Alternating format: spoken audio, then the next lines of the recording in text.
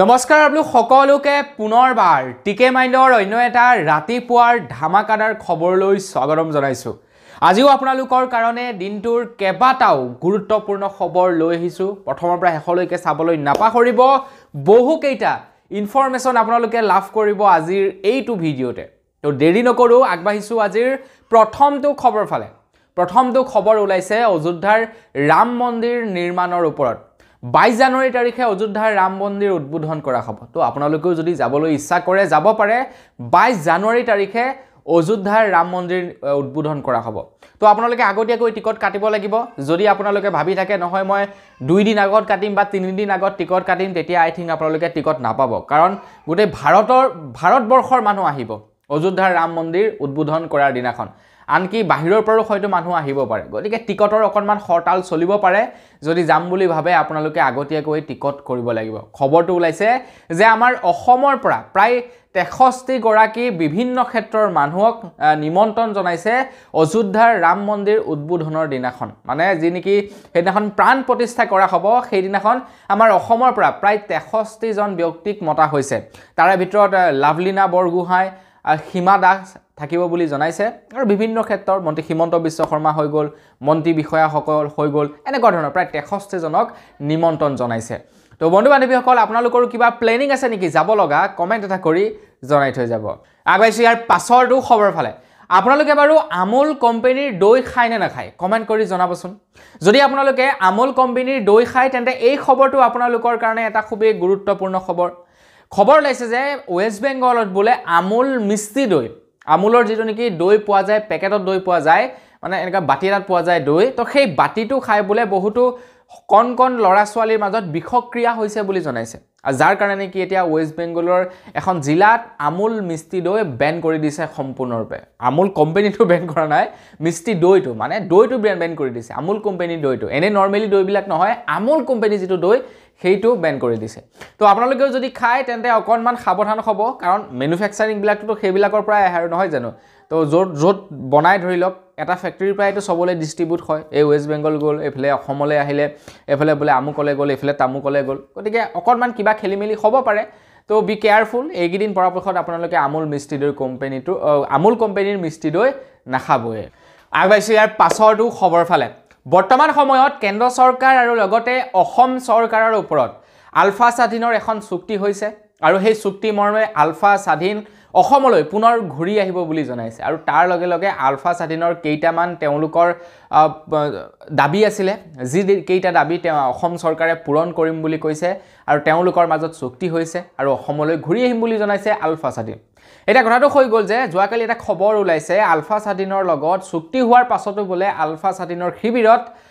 Indian আৰ্মিৰ তৰফৰ পৰা 3বাৰকৈ বোমা বিস্ফোৰণ কৰিছে বুলি জনাইছে। 3বাৰকৈ 3টা শিবিৰত বোমা দিছে বুলি জনাইছে আলফা স্বাধীনৰ তেওঁলোকৰ শিবিৰত, য'ত য'ত তেওঁলোকে থাকে। আই থিংক তেওঁলোক ম্যানমাৰৰ ফালে থাকে। গতিকে ম্যানমাৰৰ 3টা শিবিৰত বোমা পেলাইছে বুলি খবৰ ওলাইছে। আৰু এই কথা জনাইছে আলফা স্বাধীনৰ তৰফৰ পৰা এটা বিবৃতিৰ জৰিয়তে। এফালে চুক্তি হৈছে, এফালে এনেকুৱা ধৰণৰ কাম হৈছে। গতিকে চুক্তি হোৱাৰনো কি অৰ্থডাল থাকিলে। আগবাঢ়িছোঁ ইয়াৰ পাছৰটো খবৰ ফালে। আজিৰ পৰা কেইমাহমান পূৰ্বে গুজৰাটত এটা ধৰ্ষণ কাণ্ড হৈছিলে গুজৰাটত। আৰু যিটো ধৰ্ষণ কাণ্ডৰ লগত জড়িত হৈছিলে প্ৰায় 11জনকৈ ব্যক্তি জড়িত হৈ আছিলে। আৰু সেই 11জন ব্যক্তিক এৰেষ্ট কৰিলে পুলিচে। এৰেষ্ট কৰাৰ পাছত কিন্তু তেওঁলোকক যাৱজ্জীৱন কাৰাদণ্ড দিছিলে। যাৱজ্জীৱন কাৰাদণ্ড দিয়াৰ পাছত গুজৰাট চৰকাৰে তেওঁলোকক মুকলি কৰি দিয়ে বুলি খবৰ ওলাইছে। মন কৰিব কিন্তু এগৰাকী মহিলাক ৰেপ কৰিছিলে নকৰিছিলে পাছৰ কথা, তেওঁলোক মানে দোষী সাব্যস্ত হৈছিলে সেই গোচৰটোৰ আঁৰত। প্ৰায় 11জন লোক আছিলে আৰু 11জন লোকক যাৱজ্জীৱন কাৰাদণ্ড দিছিলে। তাৰ পাছতো গুজৰাট চৰকাৰে তেওঁলোকক জেলৰ পৰা উলিয়াই দিলে। পলিটিকেল পাৱাৰ জানেই, আৰু পলিটিচিয়ানে বিচাৰিলে চব সম্ভৱ। যিটো অসম্ভৱ বস্তু আমি যিটো অসম্ভৱ বুলি ভাবোঁ সেইটো সম্ভৱ হৈ যায় পলিটিচিয়ানসকলে যদি বিচাৰে। তো 11জন লোকক কি কৰিলে, জেলৰ পৰা উলিয়াই দিলে আৰু তেওঁলোকক পুৰা মালা চালা পিন্ধাই মিঠাই চিঠাই খোৱালে। এনেকুৱাকৈ তেওঁলোকক সম্ভাষণ জনাইছে যেন তেওঁলোকে কিবা ডাঙৰ কামহে কৰি আহিছে, তেওঁলোকে ৰাজ্য জয় কৰা যেন কিবা কাম কৰিছে, এনেকুৱাকৈ তেওঁলোকক সম্ভাষণ জনালে। এতিয়া তাৰ পাছত আকৌ খবৰ ওলাইছে যে উচ্চতম ন্যায়ালয়েতো কোনো ধৰণৰ পলিটিচিয়ান পাৰ্টিৰ কথাৰ মতে নচলে উচ্চতম ন্যায়ালয় তো উচ্চতম ন্যায়ালয়ে এতিয়া সেই 11 জন ব্যক্তিক পুনৰ দোষী সাব্যস্ত কৰি তেওঁলোকক পুনৰ জেললৈ প্ৰেৰণ কৰিব বুলি জনাইছে সেই 11 জন লোকক যি কেইজনে নেকি ধৰি লওক মুকলি মনে আকাশৰ তলত ঘূৰি আছিলে এই ৰেপ কাণ্ডটো কৰি তো বন্ধু বান্ধৱীসকল চাওকচোন বাৰু পলিটিচিয়ানে বিচাৰিলে কি কৰিব নোৱাৰে যদি তেওঁলোকে তেওঁলোকৰ পাৱাৰবিলাক ভাল কামত ইউজ কৰে ভাবকচোন দেশ ক'ৰ পৰা ক'লৈ গতি কৰিব কিছুমান পলিটিচিয়ান আছে ভাল কাম কৰে আমাৰ হিমন্ত মামা কিমান ভাল কাম কৰি আছে নহয় জানো অসমত গতিকে ঠিক তেনেকৈ যদি তেখেতে বেয়া কামত ইউজ কৰিলেহেঁতেন চবফালে বেয়া হ'লহেঁতেন গতিকে ভাল কামত ইউজ কৰিছে কাৰণে ভাল হৈছে আগবাইছোঁ ইয়াৰ পাছৰটো খবৰ ফালে আমাৰ অসমৰ এতিয়া 2 যুৱক যাব এষ্ট্ৰলৈ আমাৰ অসমৰ 2 যুৱকক অসম চৰকাৰৰ ফালৰ পৰা এষ্ট্ৰলৈ নিয়া হ'ব এষ্ট্ৰ পৰ্যবেক্ষণ কৰিবৰ কাৰণে অকল এষ্ট্ৰই নহয় এষ্ট্ৰৰ লগতে আমাৰ ভাৰতৰ বিভিন্ন IIT কলেজত তেওঁলোকক নিয়া হ'ব সেইবিলাক চাবৰ কাৰণে অসমৰ এক প্ৰতিভা সন্ধানী পৰীক্ষা পতা হৈছিলে যি প্ৰতিভা সন্ধানী পৰীক্ষাত এই দুজন যুৱক সিলেক্ট হৈছে আৰু এই দুয়োজন যুৱককে এতিয়া IIT কলেজ আৰু লগতে আমাৰ দিল্লী যি IIT কলেজ আছে দিল্লী IIT কলেজ আৰু তাৰ লগতে এষ্ট্ৰৰ চেণ্টাৰলৈ নিব বুলি জনাইছে কিছুদিনৰ কাৰণে তেওঁলোকক সেইবিলাক বস্তু দেখুওৱা হ'ব তেওঁলোক মানে এইবিলাকৰ প্ৰতি ইণ্টাৰেষ্ট যাৰ যিটো পৰীক্ষা আছিলে সেইটোৰ উত্তীৰ্ণ হ'ল আৰু তেওঁলোকক নিয়া হ'ব বুলি খবৰ ওলাইছে আগবাইছোঁ ইয়াৰ পাছৰটো খবৰ ফালে তো ইয়াৰ খবৰ বাৰু আহি থাকিব দি থাকিম ভিডিঅ'টো দীঘল আছে তো তাৰ মাজতে আপোনালোকে কমেণ্ট এটা কৰি জনাওক খবৰটো চাই কেনেকুৱা লাগিছে আৰু লাইক এটা কৰি থৈ যাব তো খবৰ ওলাইছে মহম্মদ শামিৰ ওপৰত ক্ৰিকেটাৰ বলাৰ মহম্মদ শামিৰ ওপৰত ইয়াৰ পাছৰটো খবৰ ওলাইছে নিশ্চয় চাগে আপোনালোকে মহম্মদ শামিক চিনি পায় আৰু মই আপোনালোকক চিনাকি কৰি নিদিলেও হ'ব সেইজনে মহম্মদ শামি যিজন মহম্মদ শামি নেকি শ্ৰীলংকাকে ধৰি কেইবাটা টিমক পানী খুৱাই দিছিলে ৱৰ্ল্ড কাপত তো আপোনালোকে নিশ্চয় চিনি পায় তো তেখেতৰ ওপৰতে ওলাইছে ইয়াৰ পাছৰটো খবৰ মহম্মদ শামিয়ে এতিয়া অৰ্জুন বঁটা লাভ কৰিছে বুলি খবৰ ওলাইছে অৰ্জুন বঁটা লাভ কৰিছে আৰু অৰ্জুন বঁটা লাভ কৰাৰ পাছতেই মহম্মদ শামি খুব আৱেগিক হৈ পৰিছে আগাইছোঁ ইয়াৰ পাছৰটো খবৰ ফালে ইয়াৰ পাছৰ খবৰটো ওলাইছে আমাৰ অসমৰ পৰাই আৰু আমাৰ অসমত সংঘটিত হৈছে এটা বিৰাটেই সাংঘাতিক ধৰণৰ ঘটনা এজন ব্যক্তিৰ এখন বাইক গেৰেজত ভাল কৰিবৰ কাৰণে দি থৈ দিছে আৰু গেৰেজত ভাল কৰিবলৈ দি থোৱা কিছুদিন হৈ গ'ল ভাল কৰিবলৈ দি থৈ দিলে তেখেতে ঘৰত আছে বাইকখন ভাল হৈ আছে আৰু তেখেতলৈ হঠাৎ এটা মোবাইলত মেছেজ আহিলে যিটো মেছেজত আহিছে যে তেখেতৰ বাইকখনে ট্ৰেফিক ৰুল ভংগ কৰিছে যাৰ ফলত নেকি তেখেতে 3000 টকা ফাইন ভৰিব লাগে এটা কথাটো হৈ গ'ল যে বাইকখন আছে গেৰেজত ফাইন লগাইছে 3000 টকা যিখন বাইক নেকি চলোৱা নাই গেৰেজত পৰি আছে এটা মানুহজনে বুজি পোৱা নাই যে কোনোবাই সেই বাইকখন লৈ গৈছিলে এনে প্ৰশাসনে ভুলতে তেওঁৰ নামৰ এগেইনষ্টত 3000 টকা চালান কাটি দিলে এটা কনফিউজ হৈ আছে তেখেত একচুৱেলি হ'লটো হ'ল কি যদি ভুলতে কাটি দিলে তো 3000 ভৰিবই লাগিব বা যদিহে কোনোবা বেলেগে লৈ গৈছিলে ধৰি লওক ভাল কৰিবলৈ দিওঁতে কোনোবাই যদি লৈ গৈছিলে তেন্তে বাৰু পাছৰ কথা তো যাক ভাল কৰিব দিছিলে তেনেকৈ তেওঁলোকে ভৰিব কিন্তু যদি ভুলতে কাট খাই গ'ল তেনেহ'লে 3000 গ'ল আৰু আগবাইছোঁ ইয়াৰ পাছৰটো খবৰ ফালে ইয়াৰ পাছৰ খবৰটো ওলাইছে ই ৰিক্সা চালকসকলৰ কাৰণে ই ৰিক্সা চালকসকলৰ ওপৰত এতিয়া যে পৰিবহণ বিভাগৰ ফালৰ পৰা কিমান যে কি নিয়ম বান্ধি দিছে ইটোৰ পাছত সিটো নিয়ম সিটোৰ পাছত সিটো নিয়ম মুঠৰ ওপৰতে নিয়ম এতিয়া যিমানবিলাক নেকি ই ৰিক্সা চালক আছে তেওঁলোক বিপাঙত পৰি গৈছে তেওঁলোকে এতিয়া ভালদৰে ভাড়া মাৰিব পৰা নাই আগতে যিখন ই ৰিক্সাই নেকি 1500 টকা ভাড়া মাৰিছিলে এতিয়া 300 টকা ভাড়া মাৰিবলৈ টান হৈ গৈছে কাৰণ তেওঁলোকে এতিয়া হাইৱেত তেওঁলোকৰ ই ৰিক্সাসমূহ চলাব নোৱাৰে যিবিলাক নেকি উপপথ থাকে সৰু সুৰা গাঁৱৰ পদূলিৰ যিবিলাক পথ থাকে সেইবিলাকত চলাব পাৰে টাউনত সোমাব নোৱাৰে তেওঁলোকৰ ৰেজিষ্ট্ৰেচনটো বহুতৰে নাই আনকি বহুতৰ ড্ৰাইভিং লাইসেন্স নাই যাৰ কাৰণে নেকি এতিয়া তেওঁলোকৰ ওপৰত মানে একদম বিৰাটেই তেওঁলোকৰ দিগদাৰ হৈ গৈছে চলাবৰ কাৰণে ইফালে যাব নোৱাৰে পুলিচ থাকে ইফালে যাব নোৱাৰে পুলিচ থাকে তো সেইখিনিতে এটা নতুনকৈ আকৌ নিয়ম ওলাইছে এই নিয়মটো অৱশ্যে এটা ভালেই বাৰু এটো বেয়া নিয়ম নহয় ভাল পাইছো নিয়মটো দিয়াৰ কাৰণে নিয়মটো হৈছে যে এতিয়াৰ পৰা ই ৰিক্সা বিলাকত লুকিং গ্লাস লগাব লাগিব মানে দুইফালে যে গ্লাস থাকে চাবৰ কাৰণে বেক সাইডটো চাবৰ কাৰণে তো সেই লুকিং গ্লাস লগাব লাগিব আৰু তাৰ লগে লগে তেওঁলোকৰ যি নেকি সিগনেল ইন্ডিকেটৰ থাকে সেই ইন্ডিকেটৰ থাকিব লাগিব মানে কি হৈ যায় কিছুমানৰ বেয়া থাকে তেওঁলোকে নলগায় আৰু কিন্তু ইন্ডিকেটৰটো প্ৰয়োজন কাৰণ ভাবক আপুনি বলে আপুনি লেফট সাইডে টাৰ্ন ল'ব তো আপুনি ইন্ডিকেটৰটো লগাই দিলে পাছফালে যিখন গাড়ী আহি আছে তেখেতে গম পাব ন যে আপুনি লেফট সাইডে টাৰ্ন ল'ব বা ৰাইট সাইডে টাৰ্ন ল'ব গতিকে ইন্ডিকেটৰ যদি নাথাকে আপুনি হঠাতে যদি ঘূৰাই দিয়ে পাছফালেখনে আহিটো আপোনাক মাৰি থৈ যাব তো সেই কাৰণে এই নিয়মটো কৰিছে ভালে পাইছো বাৰু নিয়মটো বেয়া কৰা নাই কিন্তু বাকি বিলাক নিয়মে অকনমান সহ্য কৰিবলৈ টান হৈ গৈছে আগবাইছো ইয়াৰ পাছৰটো খবৰ ফালে আজি হৈছে 10 তাৰিখ তো 10 তাৰিখ মানে আপোনালোকৰ মনলৈ কি আহে বাৰু 10 তাৰিখ মানে হৈছে অৰুণোদয়ৰ দিন তো আপোনালোকে অৰুণোদয় পইচা পায় নে নাপায় কমেন্ট কৰি জনাব যদি অৰুণোদয় আঁচনিৰ পইচা পায় তেন্তে আপোনালোকৰ বেংকৰ একাউণ্ট গৈ চেক কৰকগে আজিৰে পৰা 1450 টকাকৈ একাউণ্টত দিয়াৰ কথা আছে অসম চৰকাৰে কৈছে যে মহিলাসকলক 1250 টকাৰ পৰিৱৰ্তে 1450 টকা কৰি দিব বুলি কৈছে মানে 200 টকাকৈ বৃদ্ধি কৰি দিব বুলি কৈছে এটা দেখা যাওক যে আজি পইচা কিমান টকা সোমায় তো আপোনাৰ একাউণ্টত যদি পইচা সোমায় একাউণ্টটো চেক কৰিবগে অকনমান দেৰিকৈ আহি কমেন্ট কৰি জনাব যে আপোনাৰ একাউণ্টত কিমান সোমালে 1450 টকা সোমালে নে 1250 টকা সোমালে আগবাইছো ইয়াৰ পাছৰটো খবৰ ফালে এইকেইদিন ইভিএম মেচিনৰ ওপৰত সাংঘাতিক ৰকমে প্ৰতিবাদ চলি আছে ইভিএম মেচিন যিটো মেচিনত নেকি আমি ভোট দিওঁগৈ বোলে মই বিজেপিত দিবলৈ মন গ'ল বিজেপি চিনটো টিপি দিলে পদুম ফুল পা টিপি দিলে বিজেপিত ভোট গুচি গ'ল বোলে মই হাতৰ চিনত ভোট দিম হাতৰ চিনটো টিপি দিয়াৰ লগে লগে হাতৰ চিনত ভোট গুচি গ'ল তো ইভিএম মেচিনক লৈ এইকেইদিন বিৰাটেই প্ৰতিবাদ কৰি আছে আৰু সুপ্ৰিম কোৰ্ট আনফালে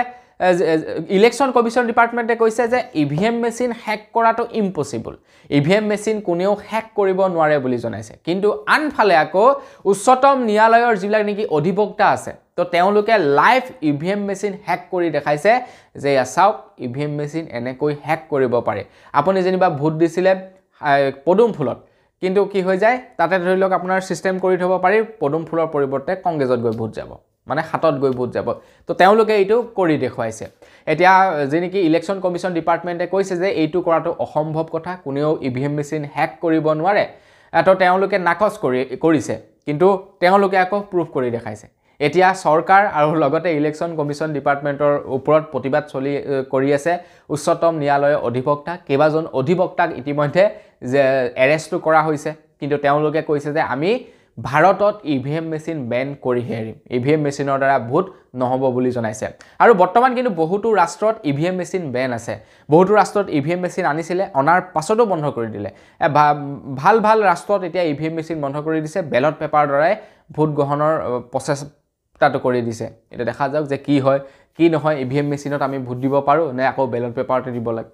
আগবাইছে ইয়াৰ পাছৰটো খবৰ ফালে আপুনিতো সাগে নিশ্চয় বজাৰৰ পৰা বিলাহী ক্ৰয় কৰে আৰু বিলাহী ক্ৰয় কৰিবৰ সময়তো আপোনালোকে সাগে বিলাহী যিটো একদম পৰা ৰঙা টকটকিয়া হৈ থাকে সেইটোৱে আপোনালোকে হাতেৰে উঠাই আনে যেটো নেকি অকনমান হালধীয়া টাইপ বা কেঁচামৰীয়া হৈ থাকে সেইটো সাগে আপোনালোকে বিলাহী কেতিয়াও কিনি নাকে যেটোৰ পৰা ৰঙা তাজা হৈ থাকে সেইটো বিলাহী আপোনালোকে কিনি আনে কিন্তু যোৱাকালি এটা ভিডিও ভাইৰেল হৈছে যেটো ভিডিও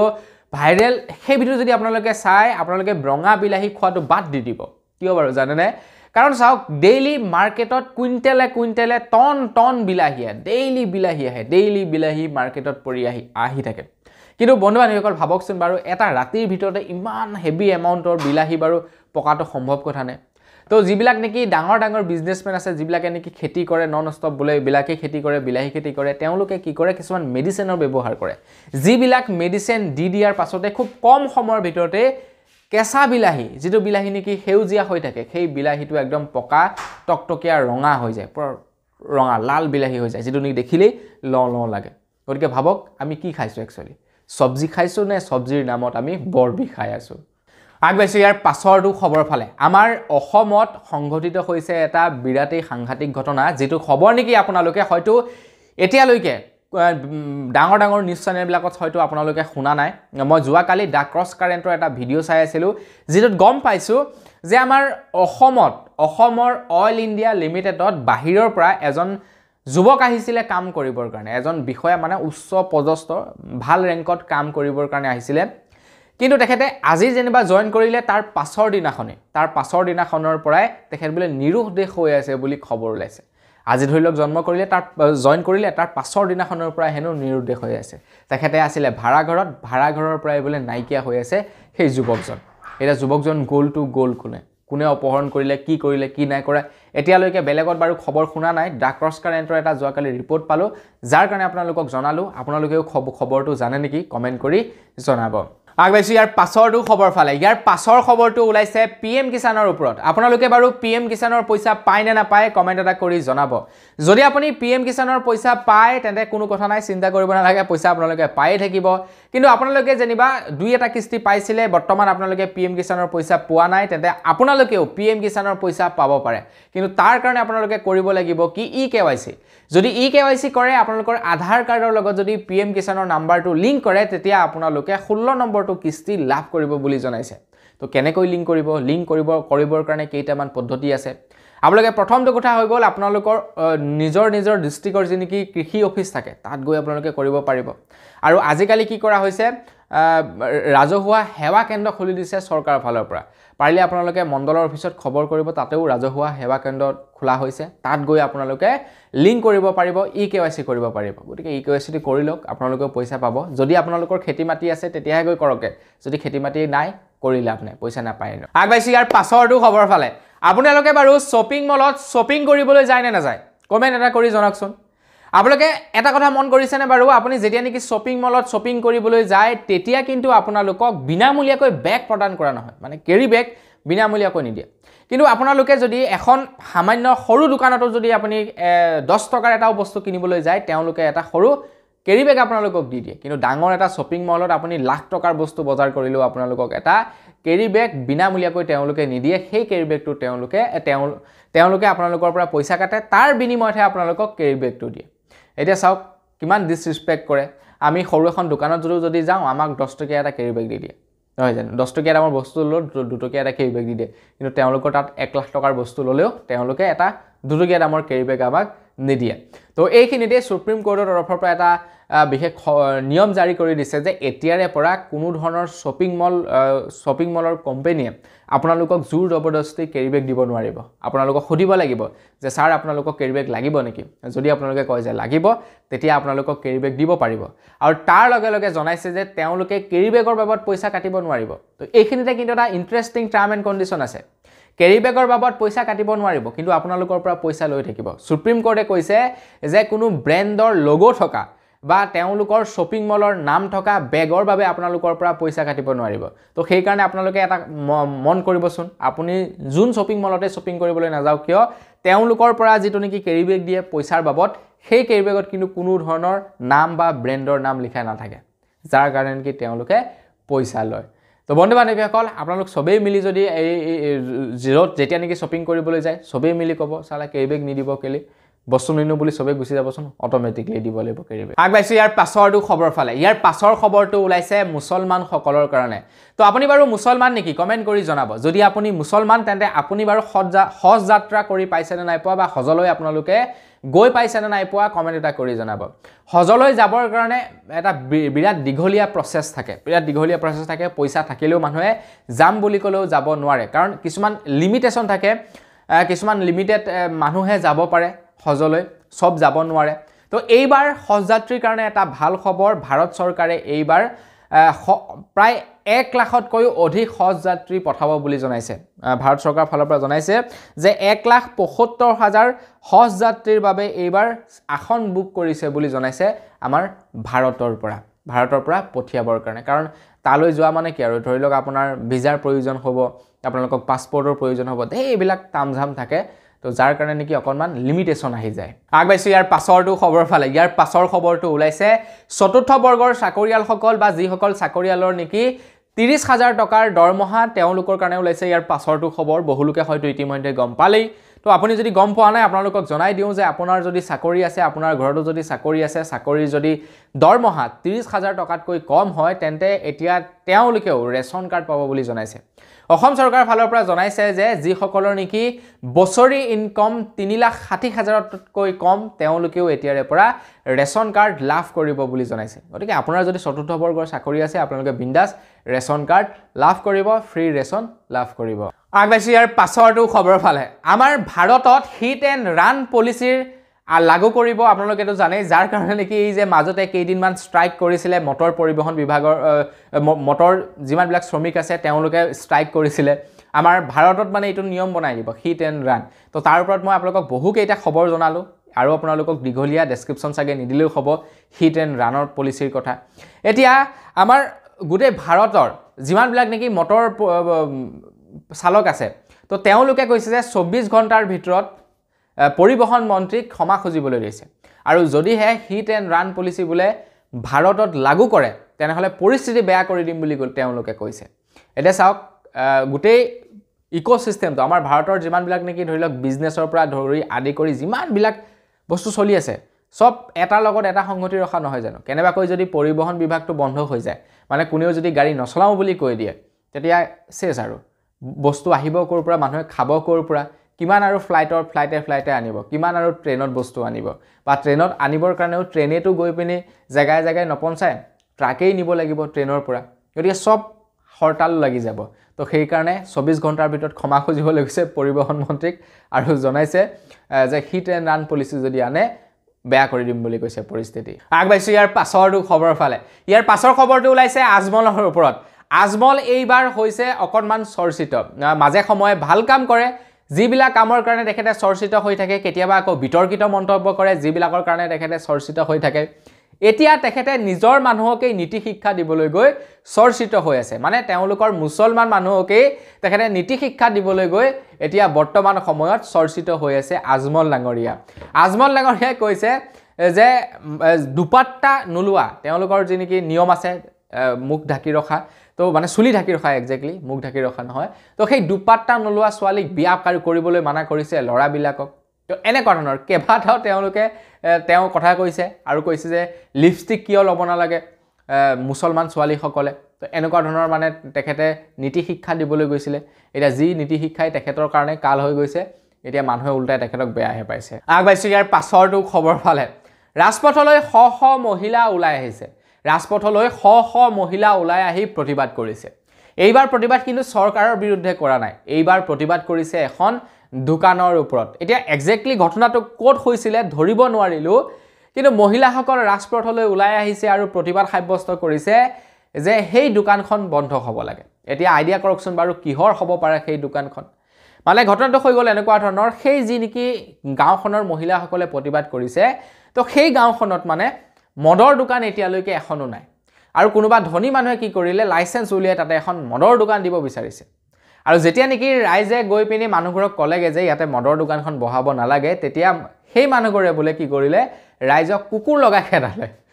লগাই খেদাই দিলে এতিয়া তেওঁলোকে ৰাজপথলৈ ওলাই আহিছে চৰকাৰক আহ্বান জনাইছে প্ৰশাসনক আহ্বান জনাইছে যে তাতে মদৰ দোকান দিব নালাগে তাতে মদৰ দোকানৰ পৰিৱৰ্তে স্কুল বা মন্দিৰহে লাগে মদৰ দোকান নালাগে বুলি কৈছে এতিয়া আই থিংক চাগে প্ৰশাসনেও এইটো বাতিল কৰি দিব চাগে অনুমতি বাতিল কৰি দিব কাৰণ যদি ৰাইজে নিবিচাৰে সেইটো কাৰো কেতিয়া তাতে বহাব নোৱাৰে মদৰ দোকান বেলেগ বস্তু হলো বেলেগ কথা আছিল যেহেতু মদৰ দোকান তাতে চাগে নবহিব আৰু